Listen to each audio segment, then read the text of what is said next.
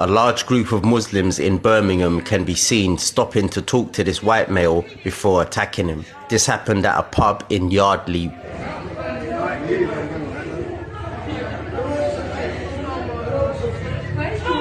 What are they doing? Where's Jordan?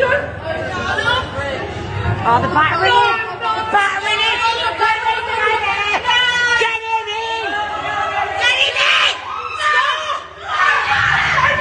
Stop!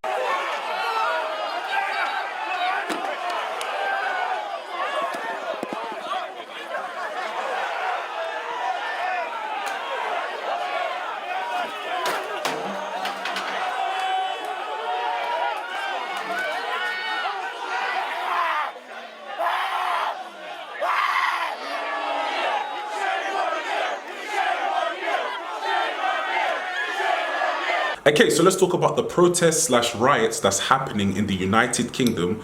And in this video, I'm going to be talking about the chain of events that have been slowly building up gradually that have led us to this point in society of, as we see, social destruction and social disorder. Let's start off in 2016, whereby the British people voted to leave the European Union.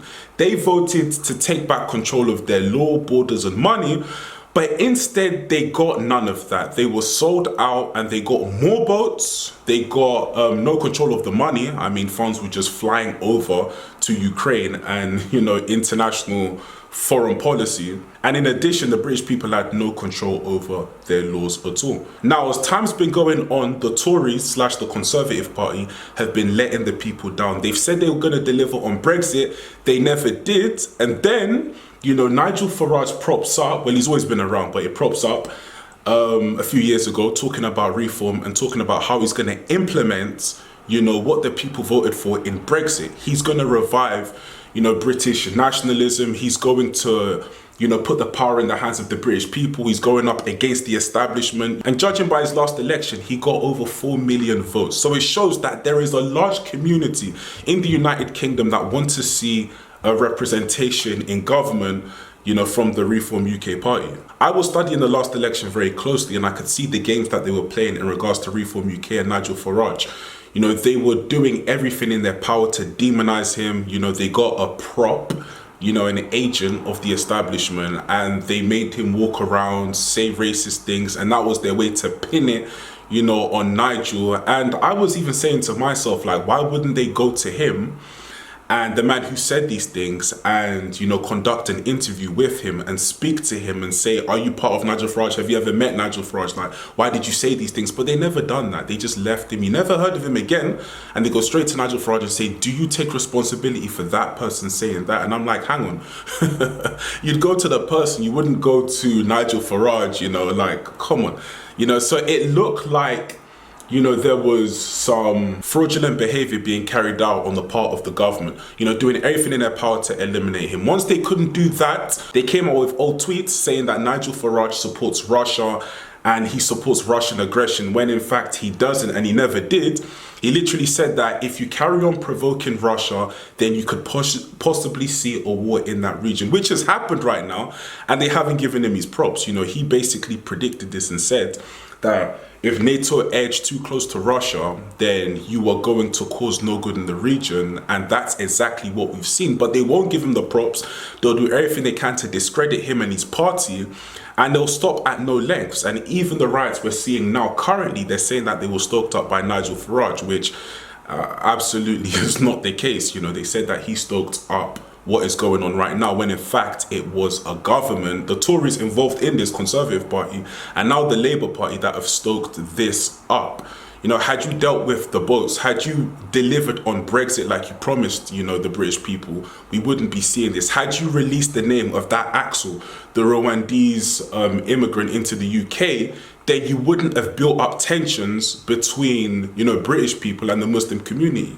You understand? So, but the government say, oh no, but he was underage, he was 17. We don't care. We need to see who this person is, who is causing this level of havoc in society and going after 3 innocent girls, and more, youngsters were injured. People need to see this. But they allowed, the fake news to circulate online. You know, they allowed people to feel uneasy, for tensions to run through the roof. They could have come out and said something, but they didn't. So I would say that it's been a coalition between the Conservative Tories and the Labour Party of why we've got to this point right now, because they have done nothing to unite the people and implement policies that the people voted for in 2016. Now, before I get into this video, I heard the term being used by Keir Starmer of far-right thugs as he's, you know, addressing, you know, the British people that are outside right now. And one thing I'll say is this, you know, when there was the BLM movement, let's be honest, there was a portion that were absolutely peaceful, and then there was some that just took it to the extreme measures and went round, you know, destroying the community. There was actually quite a lot that were destroying the community in BLM. Let's just be super honest. But there was a portion that didn't do that, and they didn't want to do that, right? So that's number one. Number two, with the pro-Palestinian marches, there's a portion that want peaceful protests. But then there's also a portion that have been going out, destroying, vandalizing the community. I even remember when these protests first, you know, spill out, there was some pro-Palestinians that took mice. They literally took a box of mice into McDonald's and poured it, you know, a box of mice whilst people were eating. Everyone ran out the restaurant. Like, he created absolute chaos in that environment, you know, absolutely uncivilized behavior, you know, to go in there with a box of mice whilst people are eating a cheeseburger or a strawberry milkshake or whatever, you know. Everyone ran, and it was chaotic because people could have lost their lives, let's be honest. But we don't pin that on the pro-Palestinians, you know. We say, okay, cool, there's, you know, a segment of you that are peacefully marching. So now, as we get to this, there is a segment of patriot Brits that want a peaceful march, but they want their voice to be heard. And of course you have the extreme ones that are going out, destroying and vandalizing the community. It's with every single march movement that you have. You're always gonna have some extreme ones that do not represent the real cause, and they go out destroying the community, you know, which I always condemn. You know, on the BLM, on the pro-Palestinian, on the Patriot Brit March, I will always condemn it. But let's call it for what it is. You know, you can't just say that these are just all far-right thugs. You know, some of them are really there to get their voice heard. You know, they really want to be heard in politics. They believe that their voice, their only voice in politics, which is Nigel Farage, is being silenced. And of course, you're going to get chaos on the streets. You know, from 2016 not delivering on Brexit to, you know, the crimes that have been going on by, you know, illegal immigrants in this country. Then you have Axel that does this disgusting crime and you don't release his name. What's all that about? And you allow tensions to surge? Come on. You know, so the government has their part to play in this, and I'll actually hold them accountable for what's going on the streets, you know, right now in the United Kingdom. That's just my analysis on the whole situation. But anyway, let's watch this video, and yeah, let's just evaluate as we always do. Lorraine says Keir Starmer seems to be lighting the touch paper every time he opens his mouth. Lots of people are really not happy at all with the way he's dealing with it. But Liam says, look, I'll be honest, I can't stand Starmer, but I've got to say, when there's anarchy in the country, you need to rally around the Prime Minister and the government. He says the last thing we need right now is more division. Look, talking about right now, let's have a look what is happening in Birmingham tonight. Community leaders have been speaking to the police as well, because Free Palestine! Free Palestine! but I think, apologies for the language you're hearing, but a sense of the anger, I think you can hear there. Yeah, Casey, I think Becky, I've got to say it, because Okay, so that just proves my point. Number one, you know, there's some people that are part of this pro-Palestinian march, and they would say that what these guys did, you know, doesn't represent what they are for and what they stand for. So yeah, but anyway, let's carry on. Let's not pause this too much. I feel very sad about this whole thing, because people took to the streets initially with legitimate concerns. So many people would say that their concerns have been ignored for way too long. I think a lot of those concerns are very, very valid. The problem that you've got now is that now this has all been overtaken because like the most horrendous violence that you keep referencing. so on what were the legitimate concerns that people took to the street on and started the violence on Tuesday in Southport and attacked the mosque? What were the legitimate concerns there? Well, it they would say that they're taking to the, and I'm not a spokesperson for the people that are taking to the streets, but I do know, I listen to people every single day, so I'm listening to what people are saying, that actually what happened in Southport was the light, if you like, that flipped it all off, and people would say that grievances had been caused and festering for a very long time. Why would a mosque be attacked after I shall answer that actually. Many rumours were going around, which I have to be clear turned out to be untrue. But from what I've seen and from what I've heard and from what I've understood by talking to people, there was an arrest made whilst that vigil was happening. Footage of that arrest went absolutely viral on social media. It's been seen, but I've even seen it yourself. It was spread far and wide, and that was reported. And that was reported to be a Muslim. So for those people on the ground, they were receiving reports that this is what had happened, that this Muslim had this knife and so on and so forth. It wasn't true. It was part of the fake news that I was saying in the beginning. Fake news that I said in the beginning. And this guy that's clearly a Wokey that's saying what was the legitimate concerns they had. But do you say that when the pro-Palestinians went into McDonald's with mices to throw at customers and to throw at the workers there who were just carrying out their job?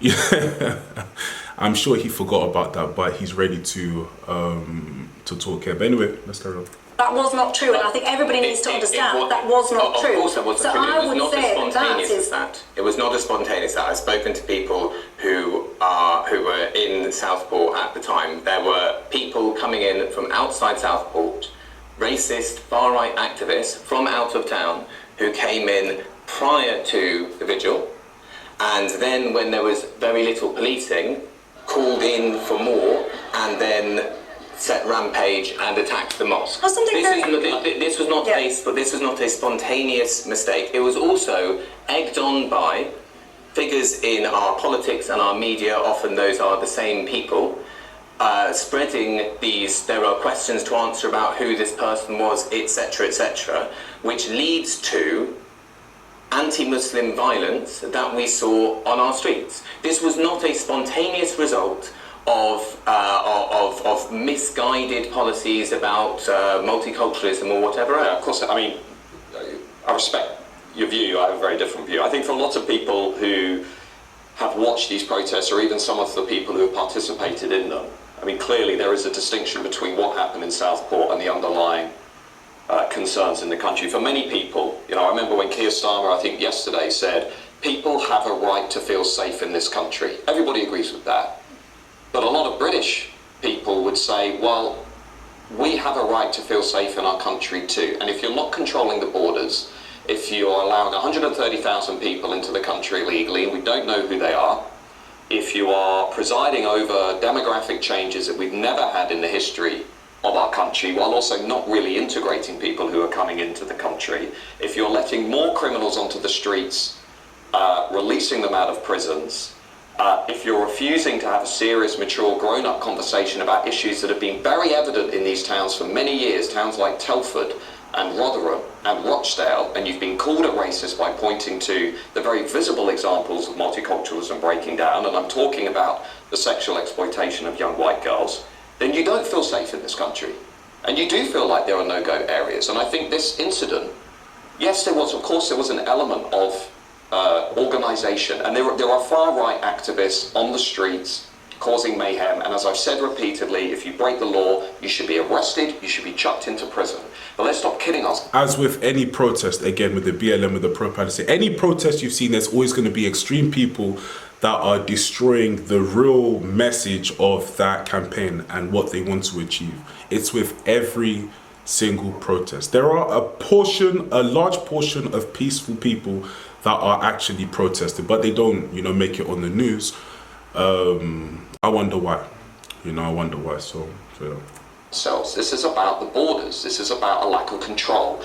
The best thing Keir Starmer and the Labour movement can do right now, if it's serious about governing this country, is regain control of the borders and slow immigration. Those are two things Keir Starmer should be doing right now.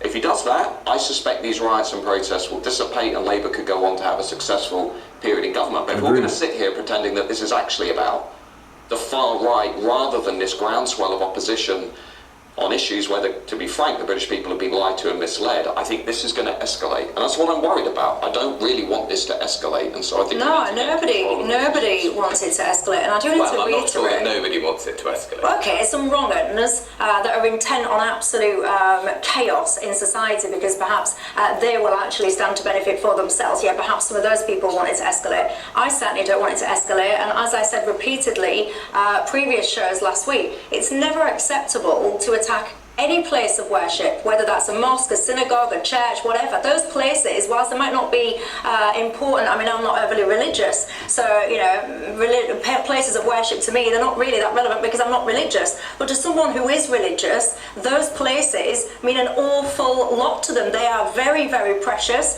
A mosque, obviously precious to a Muslim in the way that a church would be precious to a Christian and a synagogue to a Jewish person. There's no excuse to damage those places that are so precious to many, just to make that point absolutely clear. Now, one police commissioner, I found this very interesting. She's a lady called Donna Jones. She is the chair of the Association of Police and Crime Commissioner, and she is the Police and Crime Commissioner for Hampshire and the Isle of Wight. She issued a statement on Saturday that was published, and I have to say it was hastily deleted.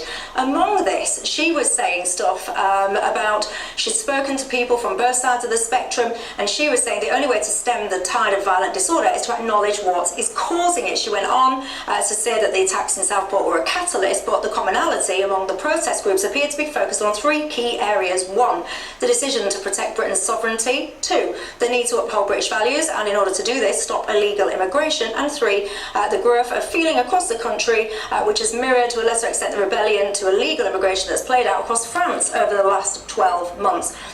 That statement was very quickly deleted, and so many people from a variety of levels of seniority in public life have called for her to lose her job. It's ridiculous. She's gone out and she's talked to people and she's asked them why they're involved in the process. I had the same over the last few days on Twitter and X, Michelle.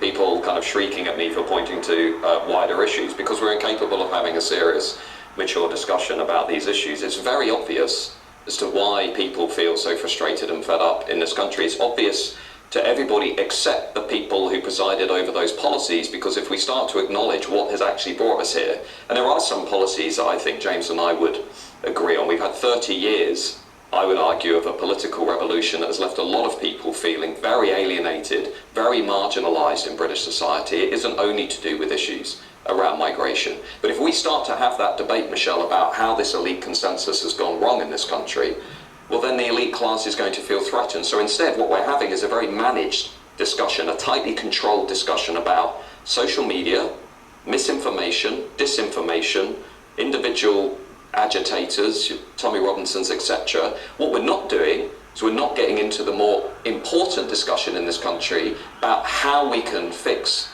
the underlying problems. They don't want to have that conversation because it will undermine their position. I mean, already we're talking about expanding definitions of Islamophobia. We're talking about calling millions of people far right. We're talking about shutting down, alternative viewpoints. It looks to me like an elite class that is actually struggling and has a sense that it's losing control. Free speech should not be the first victim of this scandal. Free speech, free expression needs to be protected and preserved. That's how we'll find our way through this. Where I agree with Matt is that the establishment, the elite that runs the country and has been destroying the country for, I'd say, longer than 30 years, I'd say more like 45 years, don't want to discuss those issues. And that is why a section of that elite has spent the last 30 years demonising migrants and demonising minorities and demonising Muslims, because it is to distract from the real discussion about the structural issues that Matt mentions, rather than to engage with them, because they would reorder the power we have in society. And where I radically disagree about this statement, I don't think that she should lose her job. I think it's an elected position. She can just be voted out. But the idea that these protests are about the need to uphold British values, I mean, how breaking into a hotel and trying to set it on fire with people inside it has got anything to do with... To be fair to her, It's the exact same thing that you can say about the BLM. It's the exact same thing you can say about some far-right protesters that were violent and they went around vandalizing, you know. It applies around the board. Stop trying to make it, you know, specifically, you know, stop trying to apply this specifically to this case, you know. It applies all around the board. She released this before that had happened. So she didn't release this post people setting fire to her job. After 5 days of this kind of violence, which was going very much in that direction, a mosque had already been attacked, the incident in Hull had already happened, many bad things had already happened at that point, and to say that this is... No, the incidents in Hull, which is my hometown, that all occurred on Saturday, so I just want to be clear about this. She posted this early on Saturday. Lots of the horrendous events that you're describing, that we all agree are horrendous, they happened after that. So I think it's a very bad statement, but I think that there are elements of it that's correct in the same way I think a lot of what Matt's saying is very wrong, but elements of it are correct. Where she says just arresting people is not enough, you have to deal with underlying issues, that's of course correct. Where Matt says the establishment wants to manage this in a particular way and make it about social media and this is a portion that was destroying, they were destroying, you know. But what I'm saying is you can show the people that were actually out, you know, just trying to get their voices heard. There's a large portion that wasn't behaving like this, you know, so they wanted their voices to be heard. I've seen it all over social media, so there's no point in saying, no, they were all like this. No, they wasn't. There was a portion that wanted, there was a big portion that wanted peaceful protest. This is the ones that have taken it too extreme and are destroying their communities, you know, which I do not agree with, of course. Disinformation, when we talk about that, we might agree on some of those elements, but fundamentally what we've had for a long time in this country, and it happens in many countries, is when the ruling order doesn't work for most people anymore, the people in the ruling order try to tell people to kick down, don't punch up, don't take away their power. That's what we're seeing today. Okay, so a lot of what Matt Goodwin said was what I said in the beginning introduction, you know. He highlighted it in his talks on GB News. So yeah, ultimately, if everyone's given representation, you know, equal representation, you know, under the law, they believe they're being heard, then I believe this is how, you know, this will stop. Had they just carried out Brexit that people voted for 8 years ago, you know, take control of the borders, which was one of them, then this wouldn't be happening. I don't believe this would be happening. And if it was happening, we'd have to look at what issues causing that. But I don't believe this would be happening. Hopefully something can be done. Hopefully Keir Starmer doesn't use divisive words. Hopefully he can just ensure that everyone would be listened to. Stop the illegal immigration. Crack down on crime, etc. Then I think we're taking a positive step to, you know, making things better, you know, socially. So yeah. But anyway, guys, let me know what you think in the comment section down below. Like, comment, and subscribe, and I'll catch you at the next video. Peace.